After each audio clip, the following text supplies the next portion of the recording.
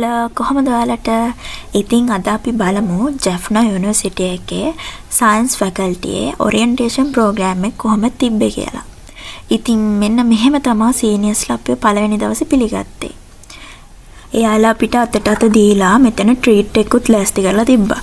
ඊට පස්සේ එයාලා අපිව එක්කන් ගියා කෛලාසන් ඔඩිටෝරියම් එකට. ඉතින් එතනදී අපේ ඩීන් අපේ ලෙක්චර්ස්ලා අපිට කතා කරලා අපිව පිළිගත්තා. ඉතින් මේ ඔයාලට පේන්නේ අපේ කෛලාසන් ඔඩිටෝරියම් එක.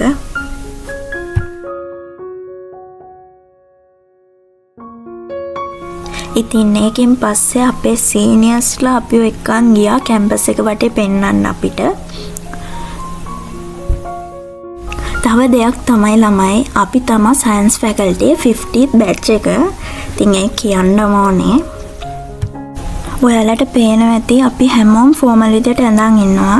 ඉතින් අපිට ඩ්‍රෙස් කෝඩ් එකක් තිබ්බේ නෑ. ඒ වුණාට අපේ මුල් දවසේ හින්දා අපි හැමෝම ෆෝමල් විදියට තමයි ඇඳේ.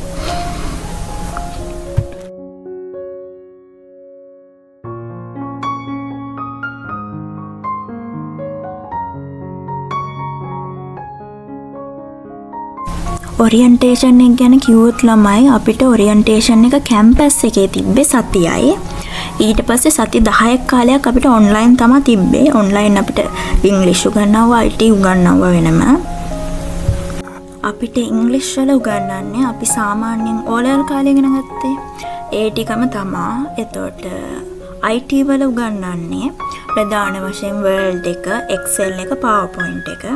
ඒ ටික තමයි IT වල ඔන්ලයින් උගන්වන්නේ. ඊට පස්සේ ඔන්ලයින් ඔය සති 10 ඉවර වුණාට පස්සේ අය අපිට ඇකඩමික් වලට කියලා පටන් ගත්තා. ඒ පටන් ගත්තාම මුල් සති කිහිපේ ස්පීකින් ප්‍රැක්ටිස් කරවනවා. ඒකට හේතුව අපිට ඉංග්‍රීසි IT කියලා එක්සෑම් දෙකක් තියෙනවා. ඔය ඔරියන්ටේෂන් එකේ ඔන්ලයින් උගන්වනවා කිව්වනේ මම. අන්නේ උගන්වපු ඒවායින්ම තමයි අපිට එක්සෑම් එකක් තියෙනවා ඉංග්‍රීසි එකයි IT එකයි. ඉංග්‍රීසි එක ගත්තොත් ඒකේ තියෙනවා ලිස්නින් එකක්, රීඩින් එකක්, රයිටින් එකක්, ඒ වගේම ස්පීකින් එකක්. එහෙම එක්සෑම් 4ක් තියෙනවා. අය IT වෙනම තියෙනවා.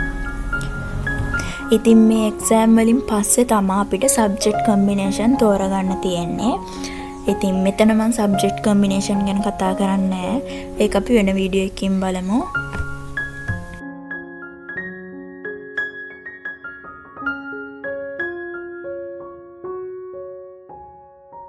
මේ තියෙන්නේ ජෙෆ්නා යුනිවර්සිටි එකේ කම්පියුටර් සයන්ස් ඩිපාර්ට්මන්ට් එක.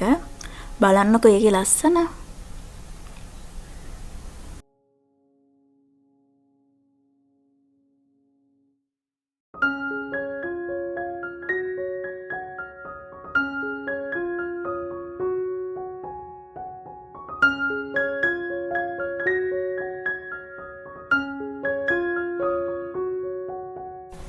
ඔයාලට ළමයි ඔය ඈතින් පේන්නේ කැම්පස් එක ඇතුලේ තියෙන කෝවිල. ඊට පස්සේ අපි එක්කන් ගියා ලයිබ්‍රරි ඔඩිටෝරියම් එකට. මේකෙදී අපිට ලයිබ්‍රරි එකේ තියෙන පොත් ගැන කියලා දුන්නා. තව අපිට ලයිබ්‍රරි එකේ මෙම්බර්ෂිප් එක ගත්තා. ඉතින් එහෙම තමයි.